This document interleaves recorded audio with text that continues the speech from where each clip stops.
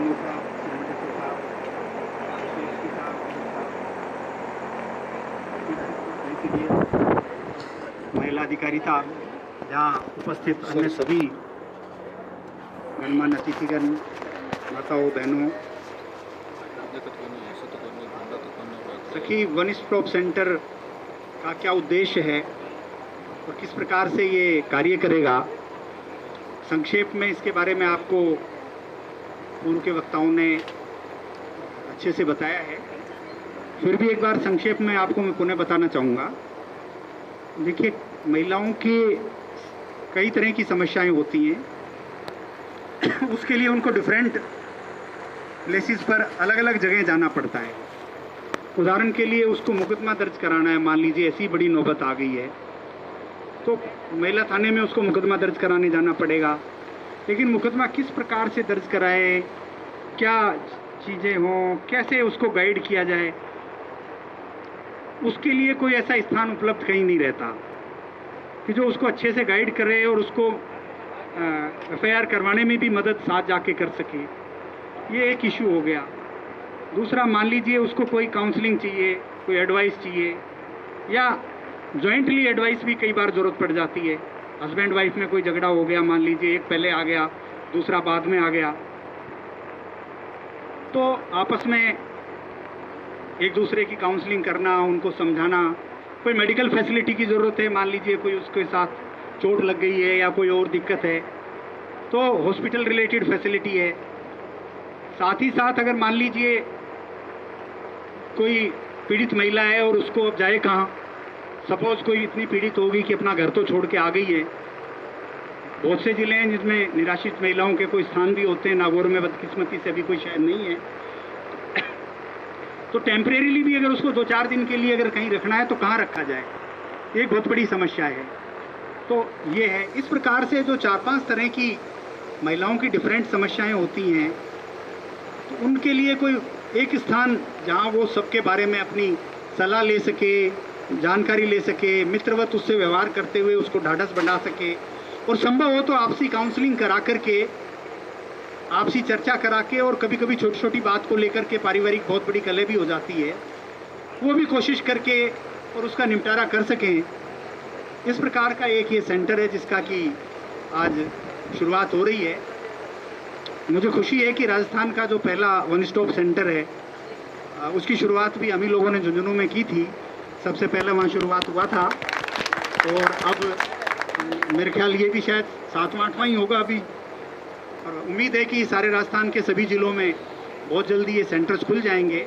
यहाँ और भी अधिक इसलिए ज़रूरी था कि क्यों यहाँ, जैसा मैंने कहा कि अभी अगर अस्थायी रूप से किसी महिला को कोई 1-2 दिन रोकना भी पड़े तो ऐसी भी कोई स्थान अभी उपलब्ध नहीं था। मैं ये उम्मीद रखता हूँ कि जो भी इस टीम यहाँ लगेगी वो पूरे मन से, पूरे मेहनत से, बिल्कुल दिल से, हो सकता है वो भी इतने एक्सपीरियंस्ड नहीं हो, अभी चीज़ों के बारे में इतनी जानकारी उनकी नहीं हो, तो ज़्यादा से ज़्यादा जानकारी प्राप्त करने का प्रयास करके। और कई बार ऐसी स्थिति उत्पन्न आती है जहाँ कई बार हम और आप लोग भी बड़े उसमें पड़ जाते हैं। मुझे ध्यान है झुंझुनू में एक बार एक महिला, बच्ची कहूँगा, उसकी शादी को भी शायद ज़्यादा समय नहीं हुआ था, और वो अकेली बदहवास उसमें अपने घर से भागती हुई और मेरे घर के ऊपर आ गई। वहाँ नेचुरली गार्ड वगैरह ने उसको रोका, मुझे कहा कि भाई बैठा दो अंदर। फिर मैंने फ़ोन किया जो वहाँ के डिप्टी डायरेक्टर थे महिला अधिकारिता के, यार तुम्हारी टीम को लेके आओ तुम। वो आए, बैठाया उसको, ढाढ़स दिया, फिर वार्ता करी। पता चला हस्बैंड से कुछ डिस्प्यूट है, पर अल्टीमेटली निकला ये कि हस्बैंड से कम है और हस्बैंड के बहनोई से ज़्यादा है।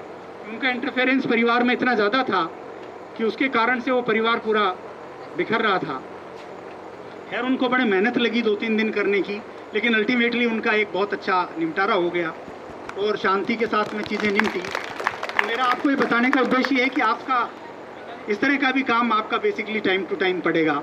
जब इस तरह का कोई भी केस आपके पास आएगा तो कई तरह की डिफरेंट चीज़ें हैं। हो सकता है आप खुद भी, सब लोग नए हों, इतना आपको एक्सपीरियंस नहीं हो, इतना नहीं जानते हो, कैसे डील किया जाए इसके बारे में भी शायद इतना नहीं हो, पर एक दूसरे के साथ सीखते हुए और मन से कोई चीज़ करेंगे तो बहुत अच्छी होगी। हम में से कोई भी नहीं चाहता कि कोई भी हमारे ज़िले की कोई महिला पीड़ित हो और उसको यहाँ आना पड़े। सब बहुत अच्छे से जहाँ जहाँ भी अपने परिवार में, घर में, अपने अपने स्थान पे बहुत सुख शांति से और अच्छे उससे रहें। फिर भी अगर किसी की समस्या उत्पन्न हो जाए और वो अगर यहाँ उपस्थित हो, तो आप सबके सहयोग से जो कुछ सहायता अपन उसको कर सकते हैं वो करने का प्रयास करें।